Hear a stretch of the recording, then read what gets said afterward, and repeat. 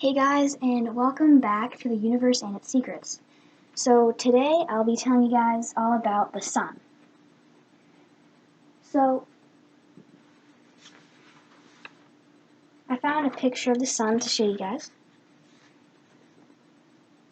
This is what it looks like. And so the sun has something called hot spots, which are these, which are a bit hotter, and they also have these things that we experience called heat waves when a part of the sun, like you can kind of see it happening here, kind of starts to shoot out, and sometimes if it goes far enough, it can reach Earth. So I did a bit of research about the sun, and the volume of the sun is 1.3 million Earths. So that means if you have the sun, let's say, as a jar, and then you had something that represents Earth, like marbles, you can fit 1,300,000 single Earths in that jar. So that is a lot. Its mass, which mass is how much it weighs, is 333,000 Earths. It's 333,000 times Earth mass. And so, if Earth's mass was 1, it had 1 mass, then, the star would have 33,000. So mass is measured different ways, whether you're metric or the US system. You can go on, it's pretty much a lot of physics this channel will be about, because we have a lot of physics.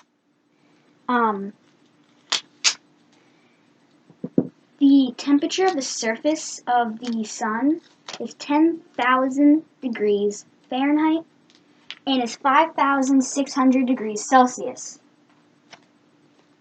And then the center is 27 million degrees Fahrenheit. So I did not find the Celsius for the center, but if you are not from the US or you just use metric, you can easily search it up.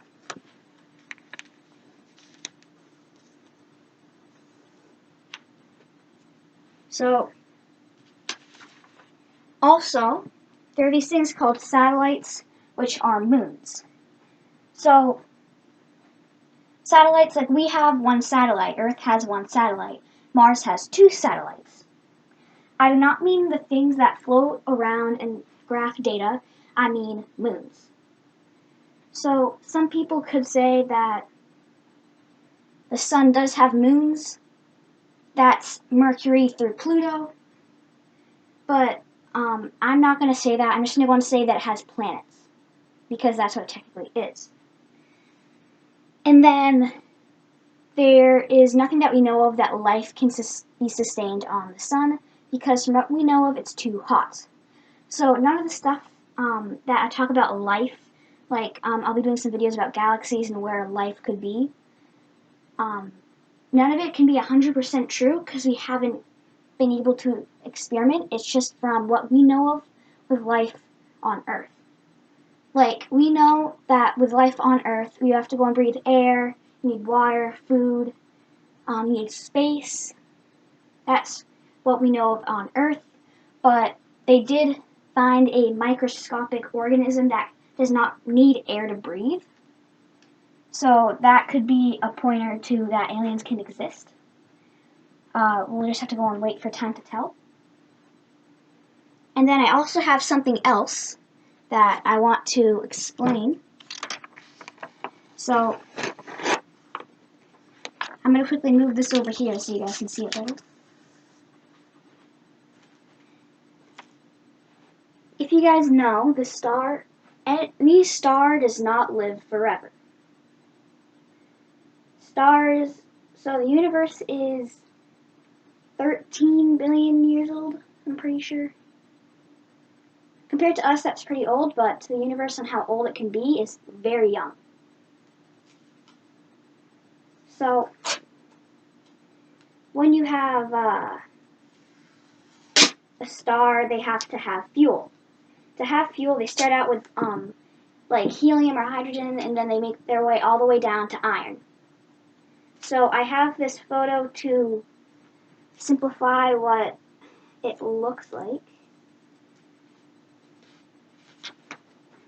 So this is what it is, so you guys get a better look.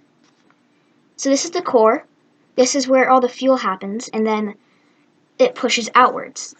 Because every single thing, that means us, an object, anything, has gravity pushing in on us and out on us. The more gravity, like the more mass that you have, the more gravity will push in and the more gravity will push out.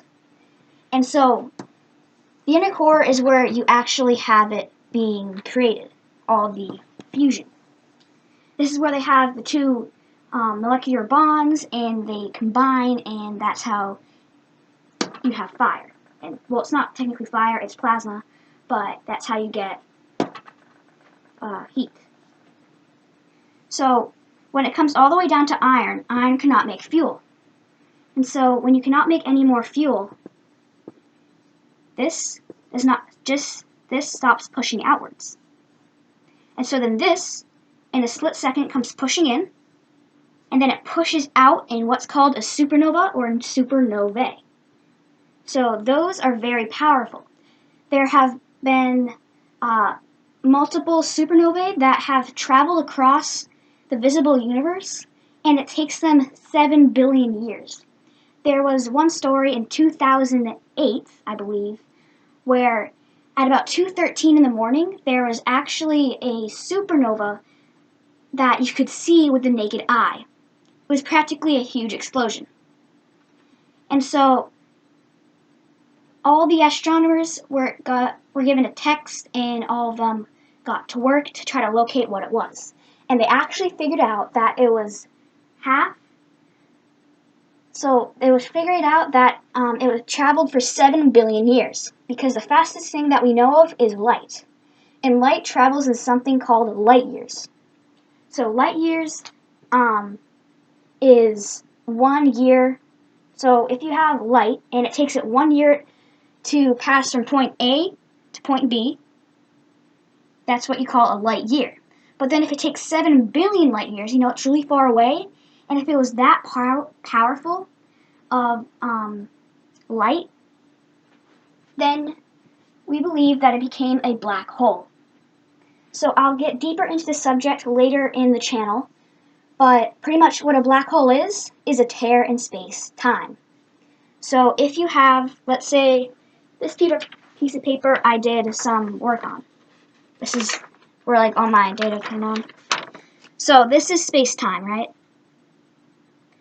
So if something has a lot of mass, it's deeper in space-time.